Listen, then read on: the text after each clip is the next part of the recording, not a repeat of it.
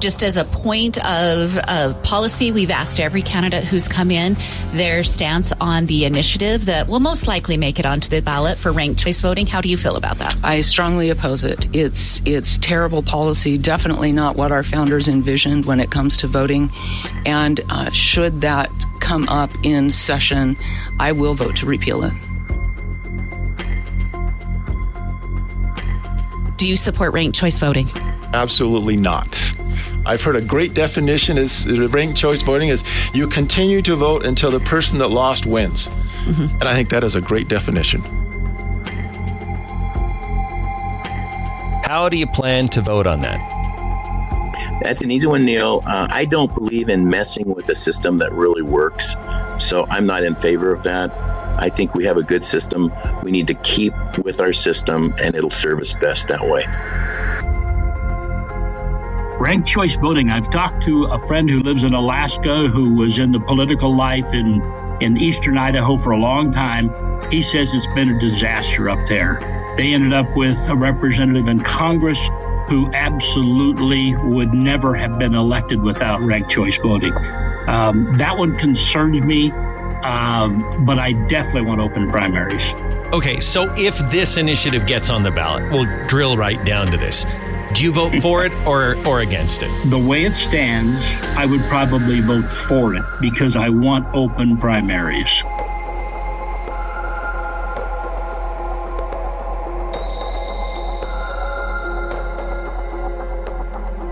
I'll guarantee you it will be up for a vote in 2024.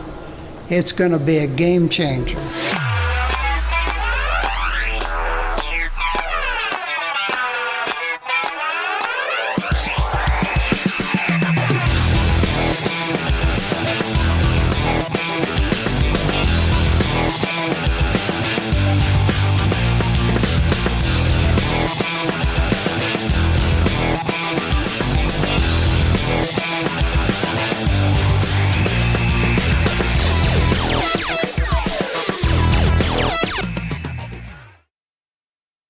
By now, you've heard of Proposition 1. And you might even know a little of what it's about. Maybe you've seen the signs, watched the TV commercials, and chances are good you were approached by a signature gatherer. Maybe you've argued about it with a friend. How will this proposition, if it's passed, change Idaho? And do you know fully what's in it? Are you confused, like many Idahoans, about what exactly this proposition even is? You know what you've heard, but how often does the outcome of an election fail to live up to the hype of all the pre-election promises? Okay. Yeah. Not brilliant, but not stupid. It's a good idea. It's slightly better than mediocre. It's like Little Caesar's Pizza. Right? But they're crazy bread. That's next level. Gotta love the crazy bread, for sure. I like Little Caesar's Pizza. I'll choose Little Caesar. I'm Neal Larson. I'm a radio talk show host in East Idaho, along with my fabulous co-host, Julie Mason. And I'm a lifelong Idahoan with a family and a community I care about deeply. So I also care deeply what happens in this remarkable state. The more I learn about Proposition 1, the more I've realized something. This has been a campaign of superficial platitudes. And I feel compelled to tell you the full story, the depth of what Prop 1 will bring if it's passed. Proposition 1, according to the Secretary of State's office, will do two things. First, replace voter selection of party nominees with a top 4 primary. And the second, require a ranked choice system for general elections. Before we dive into the details of this two-part proposition, let's give you a little backstory about who's behind it. Two main groups are driving the campaign to pass Proposition 1. Reclaim Idaho, and the other is Idahoans for Open Primaries. While there are other smaller groups lending their support, they fall under the umbrella of one of these two groups. We start with Reclaim Idaho. This group was founded in 2017. It's led by a folksy Yale-educated academic named Luke Mayville.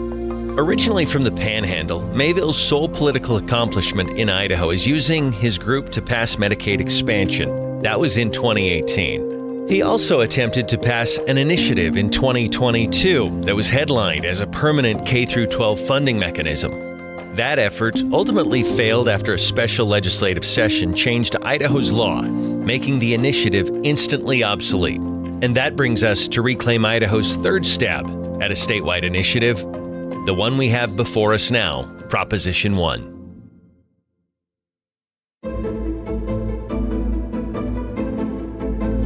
The second group is actually a coalition, Idahoans for Open Primaries. This group is mostly led by former Republicans who have largely lost their influence in state party politics. A group of used-to-bes, many of whom a couple of years ago led a campaign called Take Back Idaho. That effort involved inviting all comers, including Democrats and independents, to infiltrate and vote in the GOP's closed primary. While Idahoans for Open Primaries is officially led by Bruce Newcomb, a former Speaker of the House from more than 20 years ago, it might be most influenced by Jim Jones, a former Republican Attorney General and Supreme Court Justice, and perhaps the most familiar, former Idaho Governor Butch Otter, long considered one of the most conservative icons in recent Idaho history. This group is loaded with former office holders in the Republican Party. There are other groups, like Mormon Women for Ethical Government and Republicans for Open Primaries, but an important part of the Idahoans for Open Primaries coalition is a group called Veterans for Idaho Voters. This group has dozens of politically active veterans. The founder is a man by the name of Todd Achilles, a Berkeley-educated college professor at Boise State. He has a deep background in tech and the Silicon Valley. He was appointed to the legislature by Governor Brad Little in February of 2024 to fill a vacated legislative seat. Achilles went on to win his primary and is the Democrat nominee in that legislative district.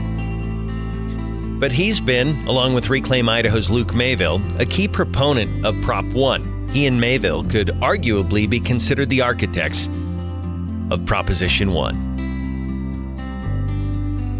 So it begs the question, why is a cadre of previously influential Republicans teaming up with the left-leaning Reclaim Idaho in a sort of unholy alliance? That is the real question here.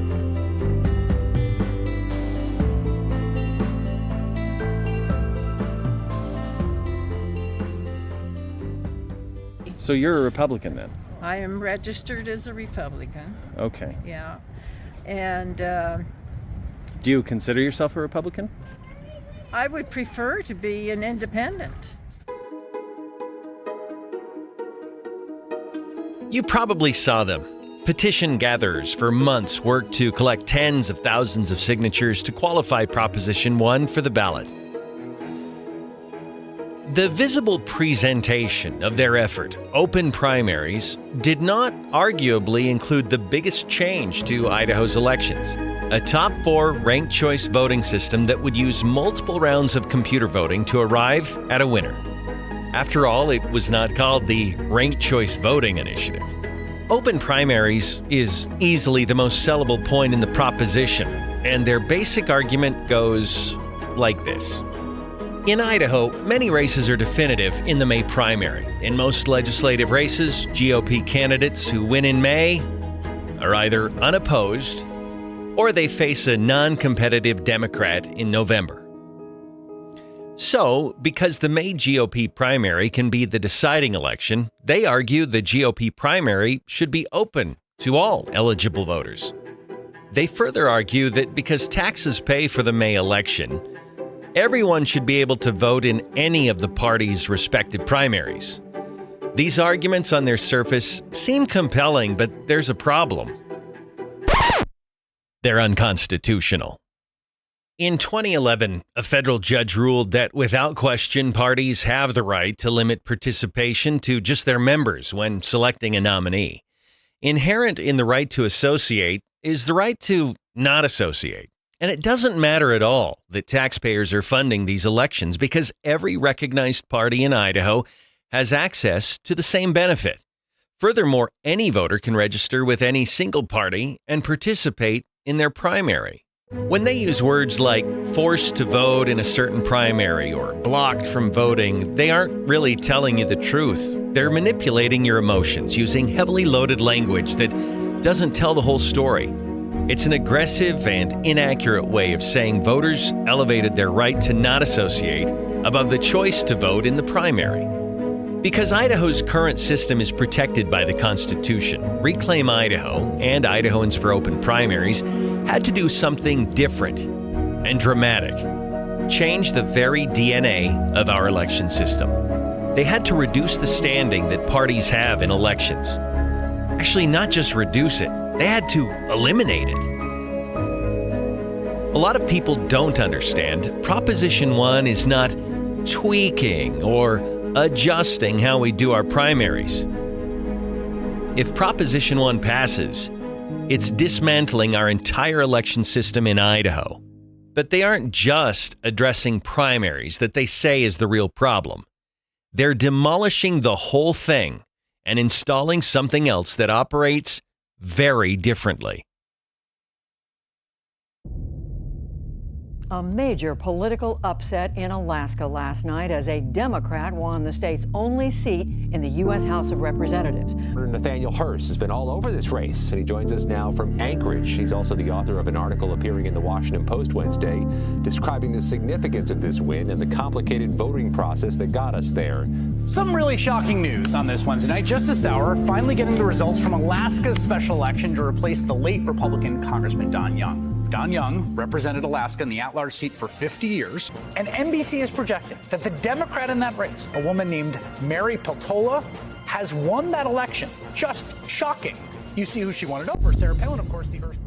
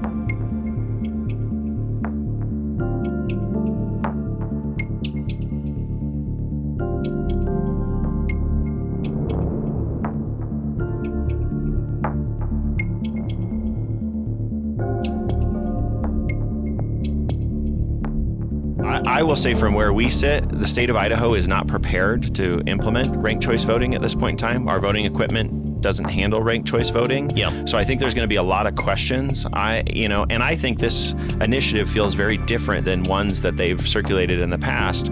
People like us who are wonky in the political space follow this, but the average Idahoan, I don't know that they fully grasp what's being discussed at this point in time.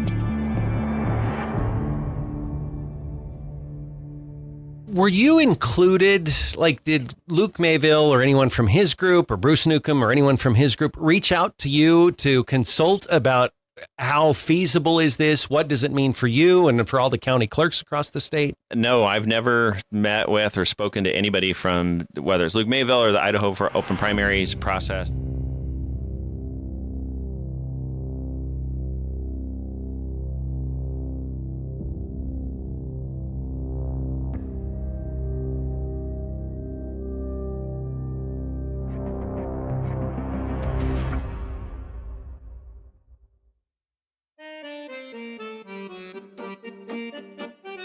For a moment, let's pause Alaska. We travel to France in the late 18th century. A mathematician and social scientist with a very long French name, which I can't properly pronounce, but this professor I found on YouTube can. Marie-Jean-Antoine Nicolas de Carita, the Marquis de Condorcet.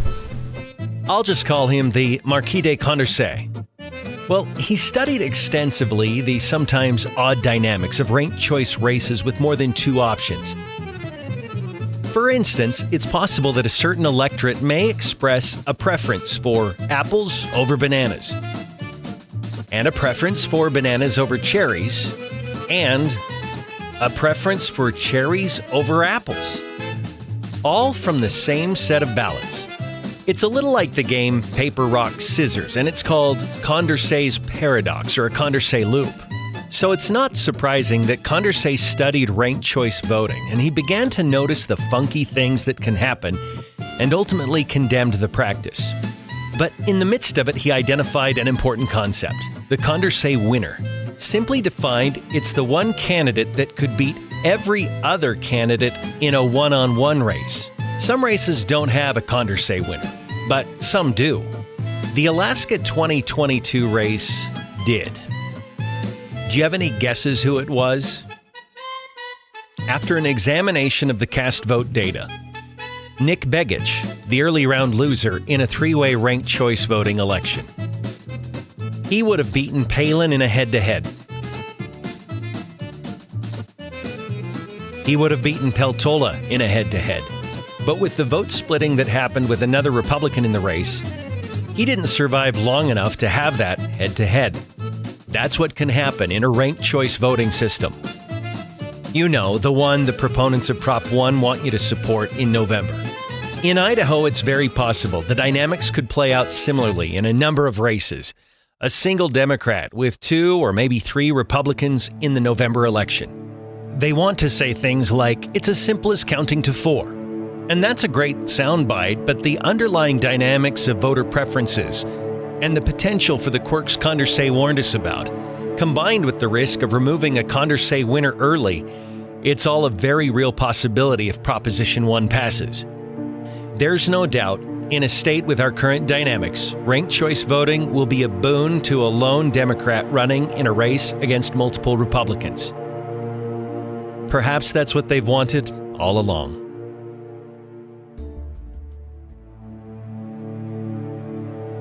Now, from the other side, you're going to hear that, oh no, all we're going to do is elect more moderate Republicans.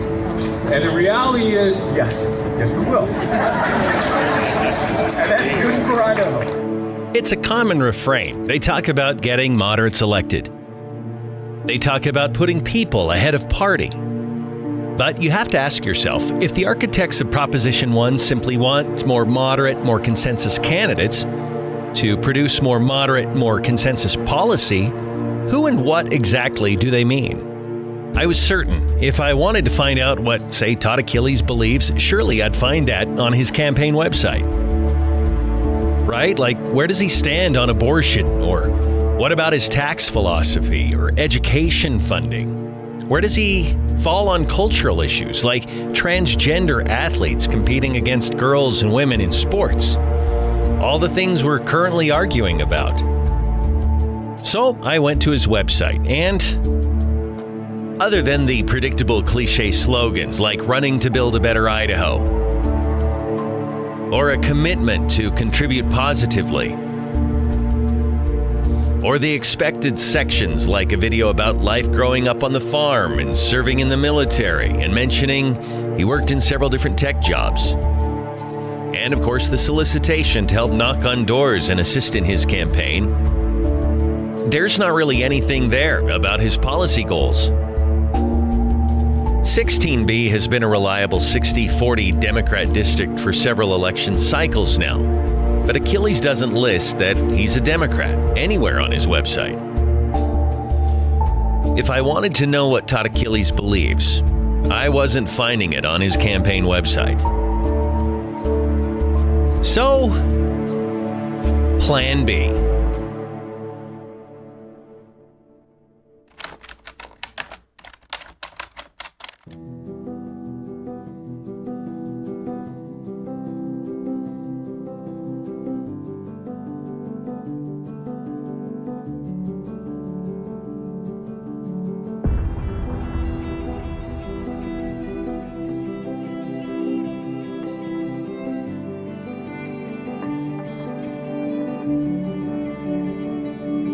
A political donation search of the architects of Proposition 1 doesn't exactly reveal a desire to elect more moderate Republicans, as Achilles claimed when he launched the petition drive.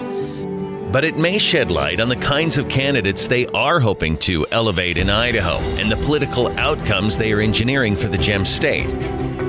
This helps explain why they're seeking to dismantle and replace our entire election system. A mere adjustment to the primaries in Idaho would be insufficient. For a candidate not listing his party affiliation on his website, Achilles, along with Mayville, certainly give a lot of money to a lot of left-leaning Democratic candidates. Here's what they know. The current party-led primary system in Idaho and a straightforward election in November is an ecosystem that is hostile to the candidates they like. In short, they have to choose between being themselves or being electable in a state like Idaho. The national candidates supported by Todd Achilles could never win a statewide November election here.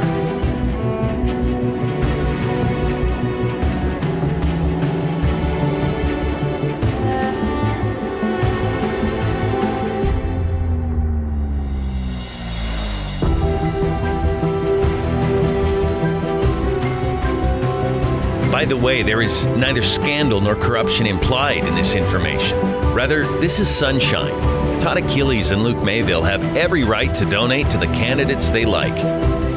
But you have the right to know who they are, the motive and the intent of those who would enact such dramatic changes to our system of governance. Given the prolific donation history to liberal politicians, far to the left of Idaho, and a track record of giving almost exclusively to Democrats, perhaps we should be suspicious of the stated intent of electing, in Todd Achilles' words, moderate Republicans. You're going to hear that, oh no, all we're going to do is elect more moderate Republicans. And the reality is, yes we will.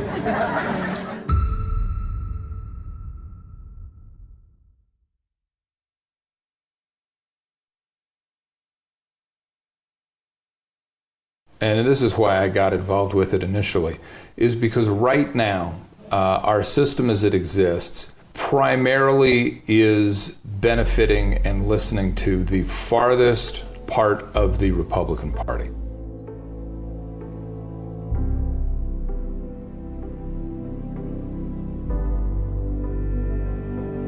They say that this particular version of Prop 1 is needed in order to get more moderate candidates elected, and that this closed primary is a threat.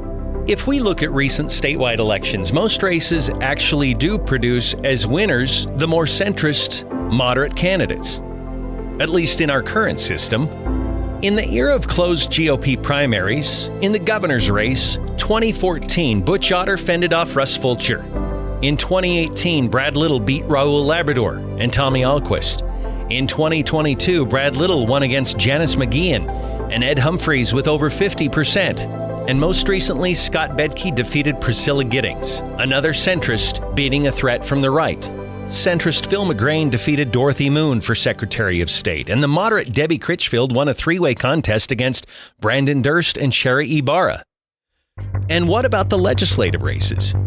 Well, it can be a mixed bag from one election cycle to the next. In race after race, particularly in East Idaho, moderate candidates fended off a conservative.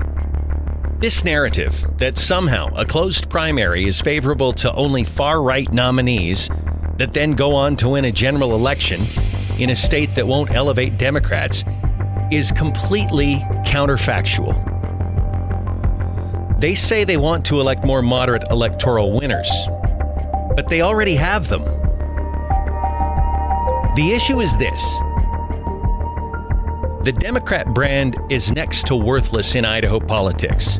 It's worse than worthless. It's a political death sentence in every single statewide race and most legislative districts, and it has been for a long time.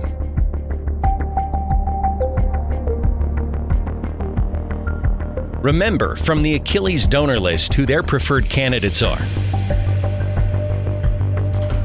Imagine for a moment if they didn't have to disclose on the ballot that they're Democrats. Or even worse, what if their preferred candidates could say on the ballot that they're something that they are not? Baked into the initiative is the option for candidates, regardless of their background or actual connection to a political party, to list an affiliation with any party that they choose. In other words, in the absence of winning a party primary, in the absence of having party support, even in the absence of believing anything substantial about a particular party platform, a candidate will have the option of utilizing the most advantageous political affiliation in any given district. It's understandable why this provision, which was buried deep inside the signature petition, was an important priority for its architects. If recent history is any guide, Democrats desire to carry all their beliefs, philosophies, and intentions into office, but they needed to escape the political death sentence brought on by an affiliation with their party. But the inclusion of this provision also allows them to go a step further. A very big step by proactively stating on the ballot a strategic, though disingenuous, affiliation with a party whose ideas they oppose on one hand, but need in order to win on the other. Simply filling out a small registration form will give them the option of identifying with any party they choose. In any other context, deliberate disinformation on an official ballot would garner understandable scrutiny, maybe even litigation or legislation. But this proposition, if passed, will institutionalize the ability for candidates to propagate self-serving disinformation. How is that not disenfranchising busy voters who trust that, at the very least, the information printed on the ballot on a basic level is accurate and reliable? Bottom line, it is disenfranchising, but they have to, or their candidates have no chance at winning.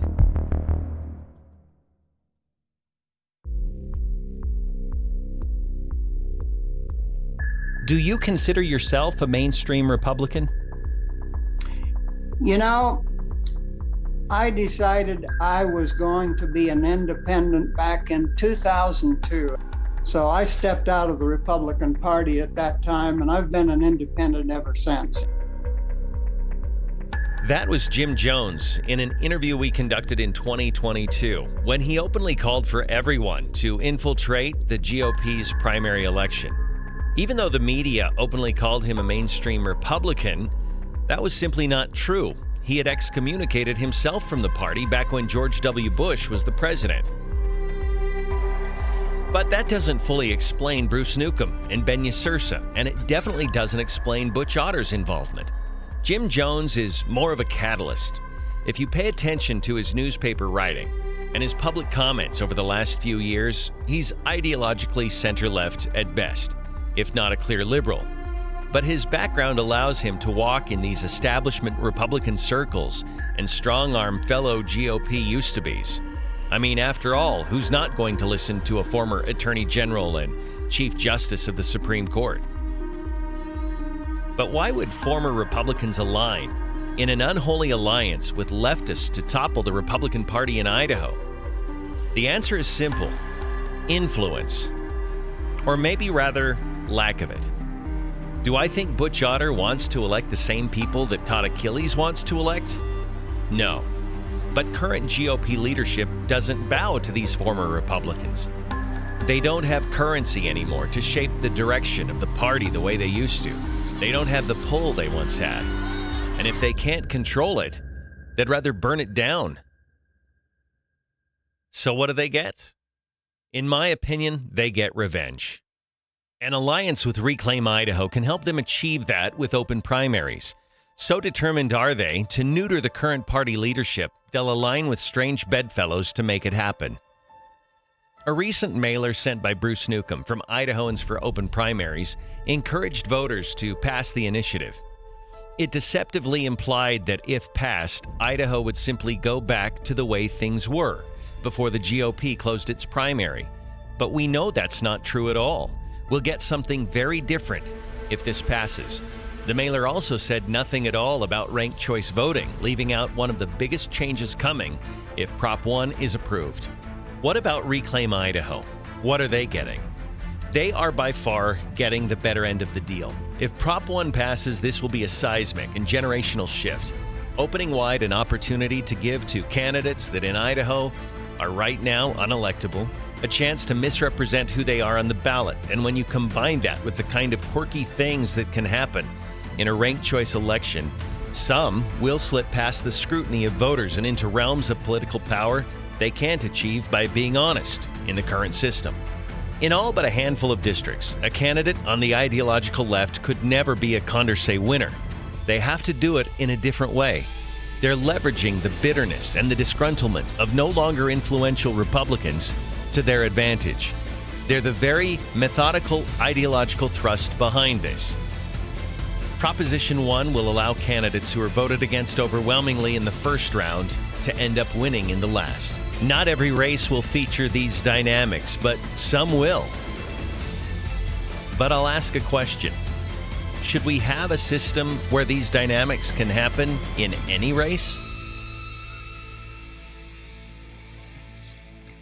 There's something to be said about this process that we've had for years where we say, okay, all of you who build a coalition around these Republican-based concepts, give us your best candidate, okay? Now, all of you who are, progressive and have that mindset, put forward your best candidate. And then in the general election, we want to hear both of their answers, both of their solutions, and we're all going to get together as a society and we're going to say, here's the one who's going to solve our society's problems. That's the process that we've had. If we pass this proposition, you no longer have that. All the Republicans put forward their best candidate, all the Democrats put forward their best. Just understand, that's what we are losing. You won't have that anymore.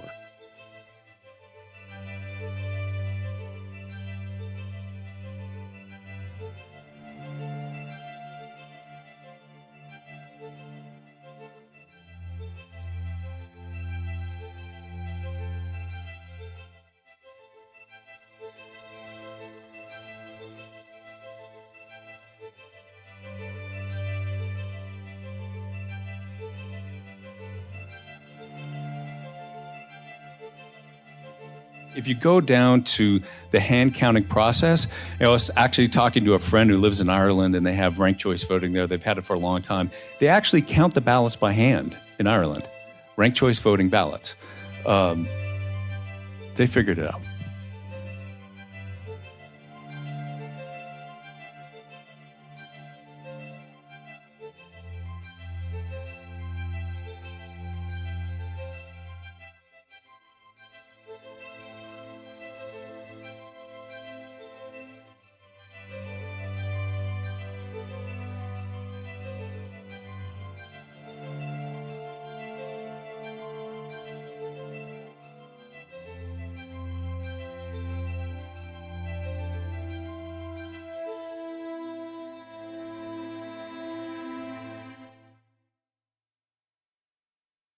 The proposition proponents in Idaho put forward all sorts of rosy scenarios and hypothetical improvements to our politics.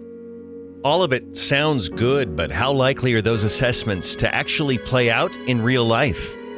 Noah Diekemper is a senior research analyst for the Wisconsin Institute for Law and Liberty, and he says to not get your hopes up about the promise of ranked choice voting. Diekemper says there are all sorts of methods for designating electoral winners, and even different reasonable systems of voting could end up allowing any of several candidates to win. While the proponents of Prop 1 in Idaho say our two-party system is broken and more perspectives are needed, our system already accommodates views of third parties. Some examples include concessions made to Ross Perot's people by both Bill Clinton and George Bush in the 1992 election. In a ranked choice election, the so-called majority winner may have nothing close to majority support. According to Diekemper, in one ranked choice scenario, a candidate could win a ranked choice election despite being ranked last or second to last out of 5 choices by a majority of voters. In the 2022 Alaska race, Election Day fell on November 8th. Tabulation didn't even begin until 15 days later. In a ranked choice system, officials cannot begin to count any ballots until they're in possession of every ballot. While Idaho's proposition is nearly identical to Alaska's system, there's one big glaring difference. In Alaska, ranked choice voting applies to only 6 offices.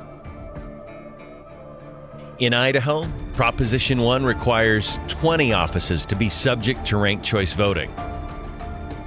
In terms of outcomes, Diekemper says ranked choice voting elections mostly look like typical elections. The top vote winner ends up winning 97% of the time anyway. He also added that the tone and hostility of ranked choice voting elections are not noticeably different from our usual, sometimes nasty campaigns.